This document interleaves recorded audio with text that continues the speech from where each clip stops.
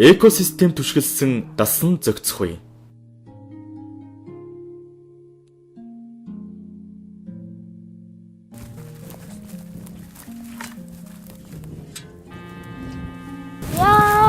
Өдөр болгоос авах ямар хэцүү юм бэ? Уг нь гавнаад л байхан. Хоногтоо дуусчих юм. Жахад болгоос нь жоохон болцоо 2 саваа дүүрэх гэж заавах юм аа. Манайхан чинь хадлангаа авах гэж голын талмаар бараадах юм байна штэ. Ядж яхад жил ирэх тусамтай намаг нь хатаа дууслаа. Энэ байдлаараа бид хойдны жил гэхэд бад голоос ус авдаг болно доо. Намаг атчихвал тэрэнгөр туглаад туухгүй ам штэ. Яалаа гэж тэ будка минь намаг ямар аштай талаар бид нар жил дээр үзсэн шүү дээ. Чи ч мартчихсан юм аа? Намаг нь бидний ууж байгаа усыг цэвэршүүлж экосистем бидэнд үзүүлдэг. Эко юуг нь тайлбарлаад өгөөч.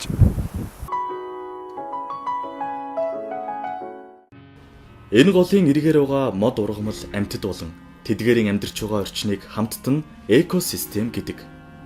Голын усыг бид унд хоол хийх, хувц хундраан угаах, мал сүргээ услах, барилга байшин барих зэрэгтэн ашигладаг. Энэ нь уснаас бид хүртэж байгаа үйлчилгээ юм. Гэтэл мод бидэнд ямар үйлчилгээ үзүүлдэг вэ? Ой мод борооны усыг тогтоон барьж, газрын хөрсөнд шингээн, усыг цэвэрлэн, бас нүрс хүчлийн хийг шингээн авснаар агаарын бохирдлыг бууруулна. Бидний амьсгалах хүчил төрөгчийг ялгаруулна. Түүнчлэн мод ургамалтай сайхан байгалыг хараад бид сэтгэл сэргэж таашаал авдаг. Энэ бүхэн нь байгалийн үйлчилгээ юм. Таны ууж байгаа аяг цэвэр усыг намгархах газар магадгүй бүхэл бүтэн ой шүүж өгсөний үр дүнд хүртэж байгаагаа мэдэрдэг үү? Таны хашаанд ургаж байгаа мод, бут, элдв тоосыг өөртөө татаж, хорт хийг шингээж, амьсгалах агаарыг тань цэвэрлэж байгааг, таны пишин чадаж байгаа мод таныг дулаацуулж, ууж байгаа юм өвчнийг намдааж байгаа нь бүгд л байгалийн үйлчилгээний үр дүн гэдгийг та тунгааж үзсэн үү? Байгалийн үйлчилгээ чинь бидний амьдрах гол нөхцөл юм байна шүү дээ. Тийм ээ, чиний зөв. Бидний ууж байгаа ундрагын ус багасж байгаа нь энэ намайг ширгэсэнтэй холбоотой. Үүнд хүмүүс бидний бурууч бас их бий.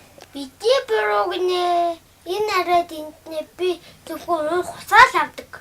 Йоох, би зөв дахиад тайлбарлах хэрэгтэй болно те. За энэ ус ямар үнэтэй вэ? 250 байхаа. Бөөний 150 байх. За тэгвэл хоёулаа ийм хэмжээний алт олчихвол яах вэ? Хаста баяжинда. За тэр дээ чи говь тусгүй явж байвал энэ алтаа чи уух юм уу? Үгүй л дээ. Алтны оронд нэг аяг ус явуул чи яах вэ?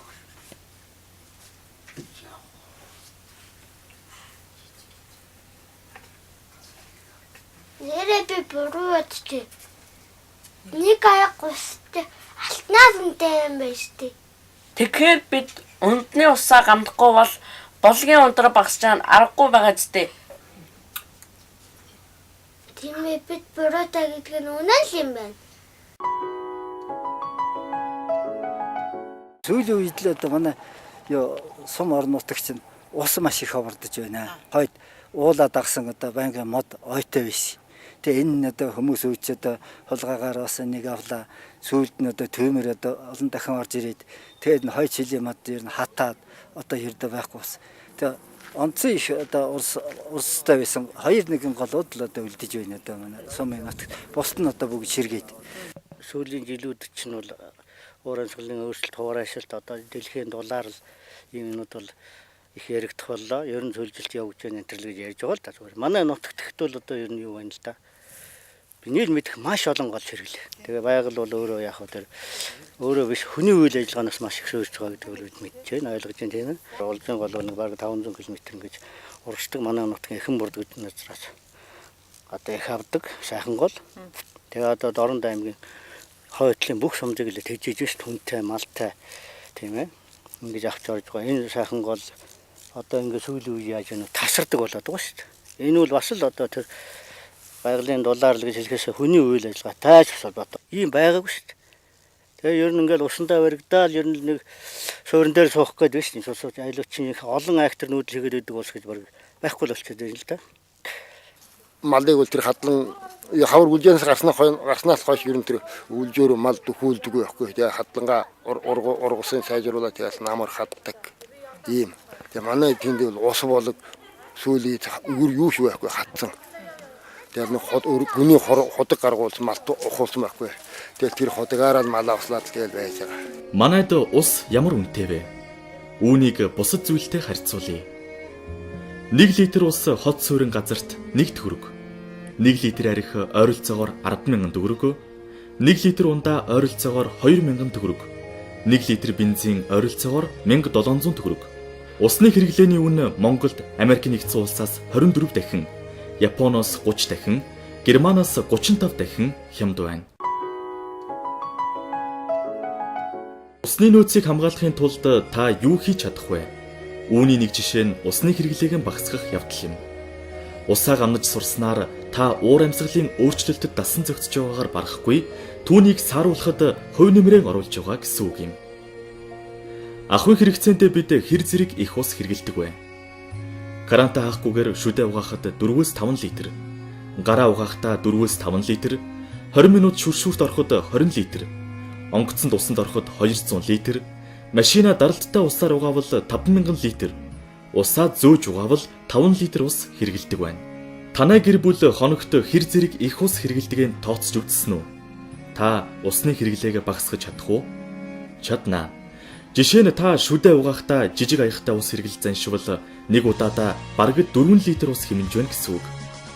Ийхүү амьдралын зөв хвшилд суралцснаар уур амьсгалын өөрчлөлтөөс гарах болзошгүй үр дагаврыг сааруулахад хувь нэмрээ оруулж байна гэсэн үг юм.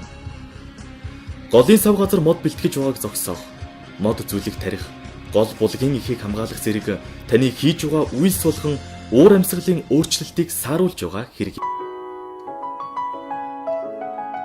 За энэ хүрээлэн маань үндсэндээ бол Бош Тэмүүжин хоёрын амлалыг харуулсан түүхэн баримталтай. Тэгээ усан оргилууртай.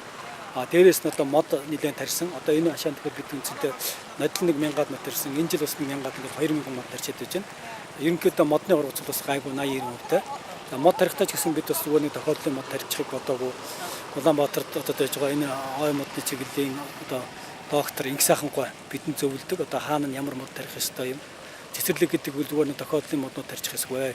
Энэ бол бас их учиртай багцалдаг, бүлгэлдэг гэсэн энэ утгаараа бид хус, улаас, хайлаас тэгээ гүүс гэдэг нэлээд олон төрлийн моднуудыг тариад байгаа. Услага бол ингэж байгаа юм л да. Ерөөсө бид энэ чи ижүүрэн байдлаар шийдсэн. Энэ хүн тэр баруун хойдолтой нэг цемент бетонын юу байгаа цагэрэг байна. Энэ гүний утгатай 50 м-ийн гүнээс ингээ усна гарч байгаа. Тэгээд энд манай өөрөө нэг 6 тонны йонкс гэдэг. Йонксанд дамжуулаад усаа хийгээд тэгээд эн чинь усгааны асуудал бүрэн шийдэж. Тэгэхээр зэрэг энэ мод ургах тэр бүх боломж болоод цагийг хангацсан.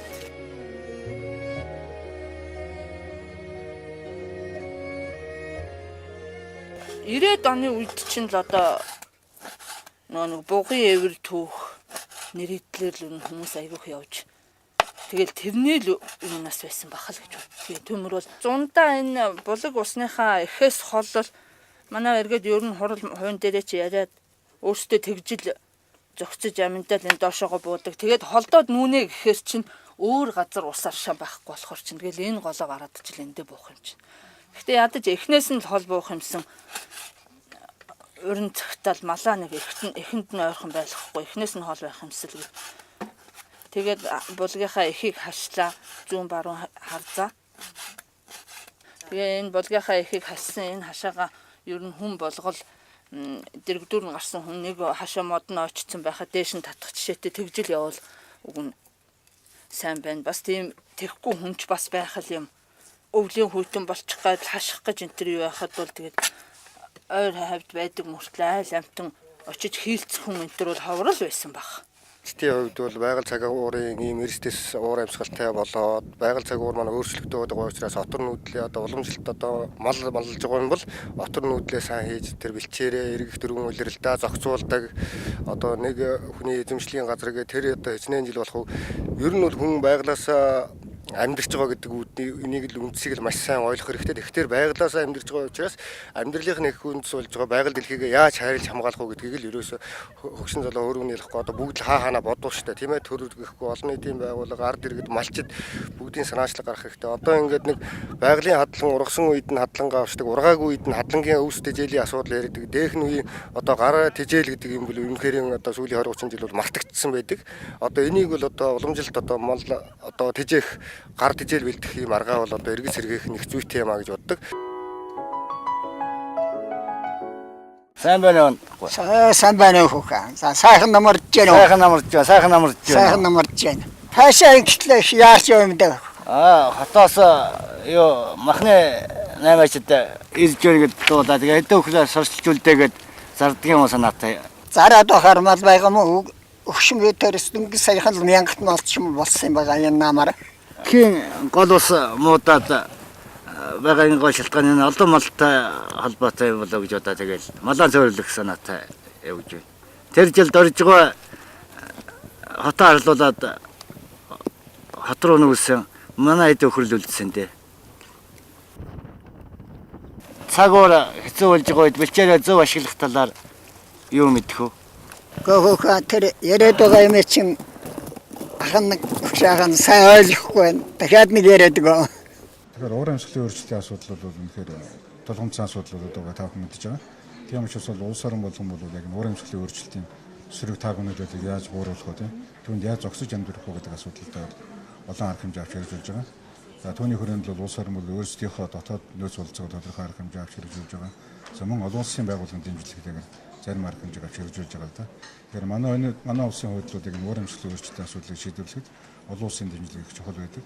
За тэрний хүрээнд бол яг энэ одоо уур амьсгалын өөрчлөлтөнд илүү өртөж болох учраас зарим голын сав газарт экосистем төсгөлсөн арга дасан зохицох арга хэмжээг авч хэрэгжүүлэхийн төслийг энэ оноос ихж хэрэгжүүлж байгаа. Тэгээд бид нар яагаад энэ хоёр голын сав газрыг сонгож авсан гэхээр одоо өндөр уулын одоо мөнгө цас мөснөөс их авдаг нэг голын сав газар, архиа төрний голын сав газар, нөгөөх нь бол тэгш тал газар, доромтын тал газар төлөөлж улс голын сав газар сонгож авсан. Ийм хоёр сав газар төсөл хэрэгжүүлж байгаа.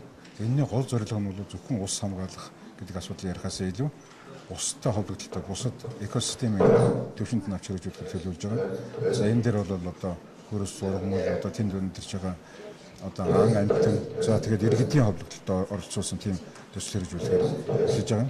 За өнөөдрийн арга хэмжээний хувьд бол энэ төслийн нэг үндсэн хэсэг болох энэ дасан зохицох арга хэмжээг хэрэгжүүлэхэд эдийн засгийн үнэлгээ ямар байна? Экологийн эдийн засгийн үнэлгээ нь уур амьсгалын өөрчлөлтийн нөлөөнд өртөж буй байгаль экологийн өөрчлөлтийн эдийн засгийн үр дагаврыг болон энэхүү өөрчлөлтийг даван туулах дасан зохицох хоёр дахь арга хэмжээний эдийн засгийн үр ашиг болон зардлыг тооцдог. Мал аж ахуй, усны нөөц болон уул уурхай гэх мэт эдийн засгийн төрөл бүрийн салбарууд дахь эдгээр өөрчлөлтийн үр дагаврыг тооцож, уур амьсгалын өөрчлөлтийг даван туулах хоёр дахь менежментийн стратеги боловсруулах ба эдийн засгийн үнэлгээний зорилго нь экосистемийн үйлчлэгээ болон биологийн төрөл зүйлийн өртөхийг тооцох замаар эдийн засгийн хувьд уур амьсгалын өөрчлөлтөнд дасан зохицох хамгийн оновчтой стратегийг тодорхойлоход оршино. Энэхүү үнэлгээний үр дүнгууд нь хяналт шинжилгээ, төслийг хэрэгжүүлэхэд мэдээлэлд тулгуурласан шийдвэр гаргах болон экосистемд түшгэлсэн дасан зохицох арга хэмжээний стратеги боловсруулахад мэдээлэл болж өгч нэгтгэгдэнэ.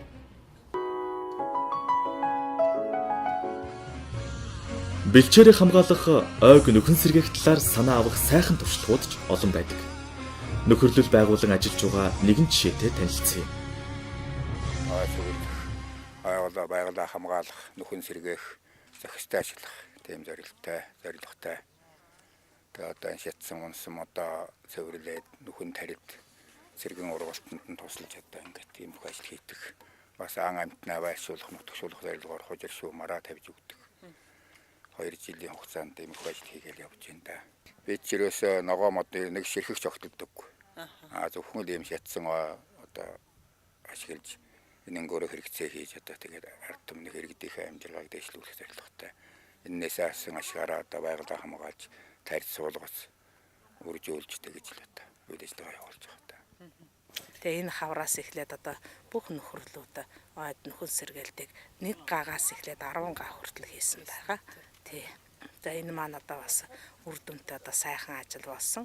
Тэгээ мод нь бас ургаад байж хахад бас тэнд яваад модоо тарьсан өөрийнхөө одоо хүч хөрөнгөөр худалдаж аваад өрсөлдөгөө тарьсан хүмүүс чинь тэрэндээ бас их хайртай бас дахиад одоо тарьчих. Тэгвэл одоо дахиад их сайхан болно гэдэг ингээд 2-3 жилийн өмнө унчсан модыг хардаг байсан бол одоо ерөөсө ургаан модыг хараад бид нар бас их баясдаг бас юм сайхан болоод байгаа. Бидний хийж байгаа үйл ажиллагаа маань эргээд одоо нэг усны одоо төвшин усыг одоо бүрдүүлэх ийм одоо чухал одоо үүрэгтэй. Тийм учраас одоо бид нар одоо сайхан байгаль дэлхийгийнхээ одоо энэ сайхан ногоон одоо илч хүчээр одоо амьдрал ах байгаа дээшлүүлэхэд одоо ааш төрөхөд одоо бас их сэтгэлд их сайхан үеиг байдаг ийм үйл ажиллагаа юм л да. Би өөрсдөө л бүхэл нарийн ногоог тарьсна. Усны нөөц маш хэсэг байгаа болохоор тэгээд усаа гамтай хэрэглэх юм яагаад л борооны усыг тасч яаж л яах нь. Өнөө жилдээ бол бороо маш сайн орсон болохоор тэгээд ихэнх нь борооны юу байдал усаар л яасан. Айл болгон ногоо тарьдаг нь сайн. Гэвч ногоо тарьсан хашаа бүрт гүний худаг гаргах нь зөв үү? Энд үзүүлж байгаа улс хоолын савдах Монгол дагуурын дархан цаазд газар нь олон улсын ач холбогдол бүхий ус намгирхах газар, ялангуяа усны шувууд олноор амьдардаг тухай Рамсарын конвенцэд орсон байдаг. Дэлхийн байгаль хамгаалах сангаас амьд ертөнц хөдөлгөөний явцад зарласан дэлхийн 200 эко бүсийн нэгэнд өөрөөр хэлбэл зайлшгүй хамгаалах ёстой газрын тоонд улс хоолын савдах дагуурын хээр тал ордог байна. Хинтийн нурууны зүүн салбар улсаас их авч 500 км урсах явцдаа Хинти Дорнод аймгийн хэд хэдэн сумын нутгийг дамжин хүм малыг ундаалдаг аршаан болсон улс хоолын ус татарсан шалтгаан юу вэ? Ер нь сүүлийн 2-3 жилд бол бас тасархаа аюул одоо өртөж байсан. Ер нь одоо ингээд Норвлонгоос одоо их аваад ингээд Монголын одоо 4 сумыг дамжиж одоо их л урсгаардаг нэг бол мөн одоо 2004-5 оны үед бол манай Дашбалбар 90 сувын нутгуудаар бол тасарч байгаа. За энэ бол манай мөн одоо сүлжилттэй холбоотойгоос гадна хүний одоо механик үйл ажиллагаанаас их хамааралтай. Ялангуяа нь улсын голын хүндэд одоо Баян дөнгөн нутгийн хойд хэсгээр бол их хэмжээгээр одоо геолог ашиглах алтны урхаануудтай холбоотойгоор бас нэлээд одоо ус татархаа үйл ажиллагаа явагдаж байгаа. Ил гадаргын усны одоо бас хомсдолд бол одоо гүний усны ашиглалт бас нэлээд нөлөөлдөг байх. Ялангуяа одоо манай сумын хувьд бол одоо хотын малтаагүй айл амтан гэж байдаггүй. Сүүлийн жилүүд бол бас одоо орсон үеийн тоног төхөөрөмтэй холбоотойгоор бараг одоо сумын төв дээр 20 гаруй одоо гүний хотыг одоо бий болцглоо. Энэ нь бас усны төвшингийн одоо доотлоход бас холбогддог байх. Одоо манай сум болохоор айл болгон хашаанда ногоо тарьдаг. Тэгээ бид нар чинь ногоогоо дандаа гүнийхээ ус, худынхаа усаар усалдаг байхгүй. Тэгээ тэрнээс болоод одоо тэр манай усны нөөц багасаад ч тэр юм уу доол цол маань ширэж байгаа гэж битгэд дүгнж байгаа. Тэгээд түүнээсээ сэргийлэх үүднээс битгэд одоо эх хичээлээс байгалийн борооны усыг ашигладаг тийм технологиг ерөөсөө нэвтрүүлцгээе гэж ярилцж байгаа. Дорнод аймгийн Баян улс сум 4000 гаруй хүн амтай томоохон тооцогдох сум. Сумын төвийн айл болгон хашаандаа хүнсний ногоо тарьж хэрэгцээгээ хангаа зогсохгүй зэрэгэлдээ сум аймагтаа борлуулж эхэлжээ. Бороо хур баг гол ус татарч байгаа болохоор ногоогоо услах ганц арга нь моторт худаг гэж юу? Энэ хэр зэрэг зөв шийдэл вэ? Сайн байна уу яншраа өхөө. За сонин сайхан юу байна хөө? Оо тай өгшин харин энэ баг дээр сургалтын суучаал тараал танахаар орж ирэл явж. Оо тийм үү. За тэгээд сургалтын дээр юу хийж чинь та? Оо их юм ярьж чинь да их юм ярьж чинь. Чи уул урлаа сууж байгаа. Онгож явахаар умааж яв гээд л байж чинь. Зөв дөөхөө. Долгоргоо нэрэл эртний хүү юм да. Улсын хөгжлөөс хоцорсон ч гэх үү. Одоо хүртэл нөгөө мөн хитэн ногоогоо тогруу тудаг ажиллуулаад л усалж байх юм.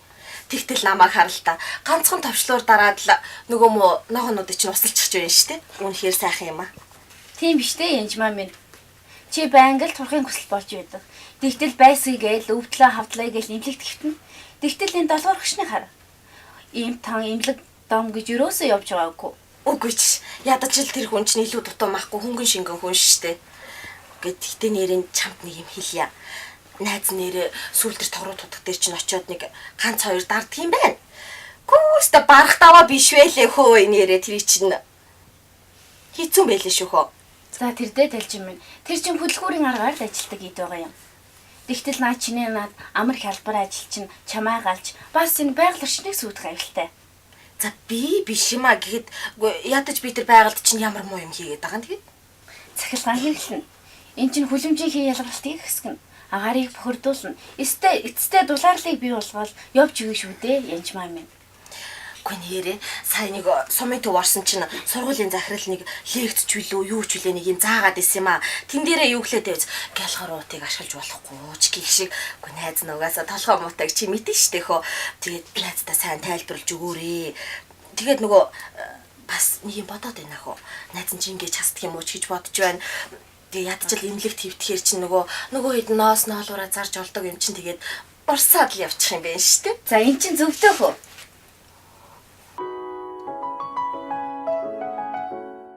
Уур амьсгалын өөрчлөлтийг сааруулах гэдэг нь уур амьсгалын өөрчлөлтийг үүсгэж байгаа шалтгааныг арилгах арга хэмжээ авахыг хэлнэ.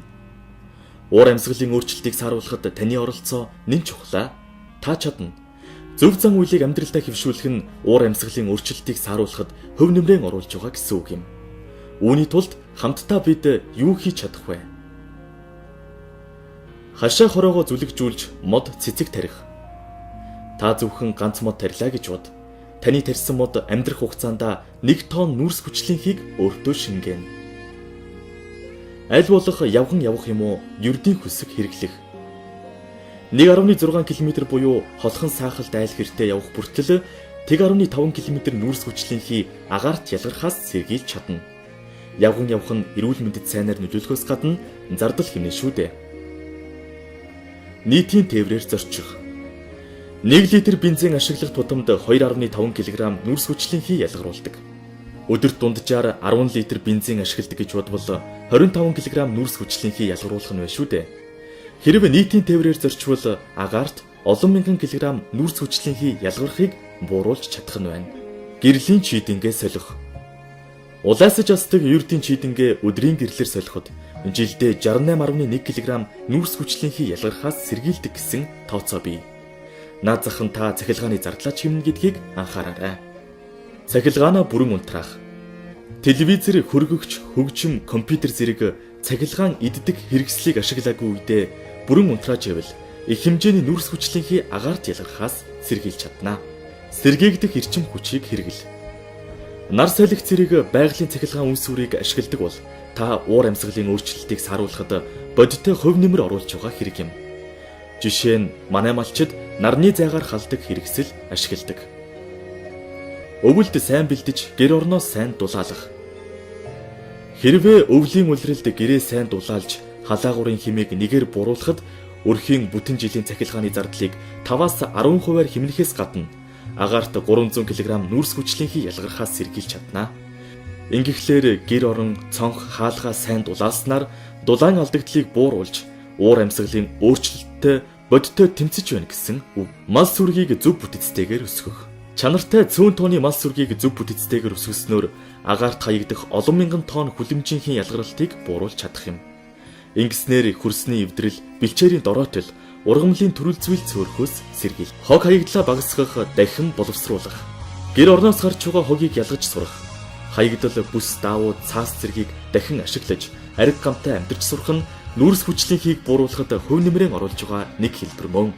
Түүгээж зогсохгүй хоолны үлдэгдэл, малын баас зэргийг дарж нэгтрүүлэн нэгшинг бэлдэх замаар ногооны талбайдаа бэлэн бордоо бэлдэх боломжтой. Нэг удаагийн сав бодол хэрэглэхгүй байх. Бидний нэрэл заншснаар гарын ая даахгүй гэлгарууд хэрэглэхээс аль болох татгалзаж, дааван уут, баадан зэргийг хэрэглэж сурвал уур амьсгалын өөрчлөлтөд хөв нэмрээ оруулж байгаа хэрэг юм аа. Жишээ нь 1 жилд хэрэглэх нийлэг уутны хаягдлыг 10% бууруулбал 500 гаруй кг нүрс хүчлийнхii агаарт ялгархаас сэргийлж чаддаг юм аа. Уур амьсгалын өөрчлөлтөд дасан зохицох ерөнхий стратеги өрөөнд олон улсад бас нэлээд сайн нэвтэрсэн экосистемд түшгэлсэн дасан зохицох арга хэмжээ гэж хэрэгжиж байна. Тэгээд Монгол улсад анх удаа энэ дасан зохицох сангаас дэмжлэг үзүүлж экосистемд түшгэлсэн дасан зохицох арга хэмжээг уур амьсгалын өөрчлөлтөд өндөр эрсдэлтэй голоодын сав газарт хэрэгжүүлэх нь гэсэн төсөл энэ 2012 оноос хэрэгжиж байна. Уур амьсгалын өөрчлөлт одоо гарч байгаа энэ шинэ нөхцөл байдалд энэ байгалийн үзүүлж байгаа энэ үйлчилгээг нь хэвээр нь хадгалж за харьцангуй одоо энэ байгалийнхаа тэнцвэртэй байдлыг хадгалаад ах юм бол ард иргэд маань бол энэ уур амьсгалын өөрчлөлтөд дасан зохицоход их хэрэгтэй юм байна. За энэ зарчмын бас нэг гол шалгуур нь болохоор ус газрын одоо менежментийг одоо хослуулж хэрэгжүүлэх ийм зарчим дээр тулгуурлаж байгаа. За мөн одоо хамтын ажиллагааг нэлээд шаардна. Энэ юу гэсэн үг вэ гэхээр одоо байгалийн нөөцийг экосистемийн үйлчилгээг одоо ашиглагч тийм ээ тэгээ хэрэглэгч дээрэс нь одоо хамгаалагч за дээрэс нь нутгийн ард иргэд бол хамтарч ажиллаж иж одоо үр дүн гарах ийм одоо зарчим байгаа юм. Уур амьсгалын өөрчлөлтийн улмаас байгаль орчин төдийгүй бидний амьдрал авахд гарч байгаа бэрхшээлийг даван туулахын тулд өөрчлөлтийг зүгээр хараад суух биш. Түүнд дасан зохицож амьдрах, болзошгүй өөрчлөлтийг сааруулахад хүн бүрийн оролцоо чухал байна. Иймд та уур амьсгалын өөрчлөлтийг сааруулж, түүнд дасан зохиц хараг замыг амьдралдаа хэвшүүлснээр болзошгүй аюулаас өөрийгөө ч хойч үеэж хамгаалж чаднаа. Тийм ээ, та чадна. Би ч бас.